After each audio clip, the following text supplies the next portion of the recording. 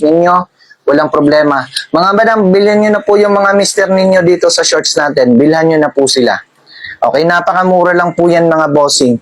Habol lang kayo sa pag-checkout mga bossing ha.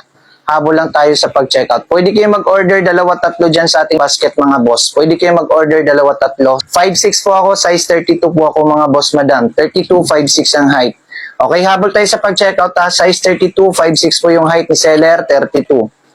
Okay, checkout na tayo. True to size po yan ha. True to size. Kung anong size natin sa bewang, yun po ang i-checkout. Comment your height and weight mga boss madam.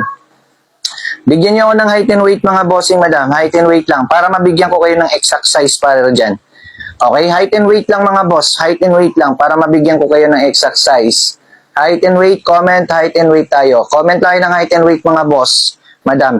Tela natin na cotton yan mga boss. Makapal tela, maganda yung tahi. Mall quality po yan mga bossing. Okay, mall quality po yung shorts namin.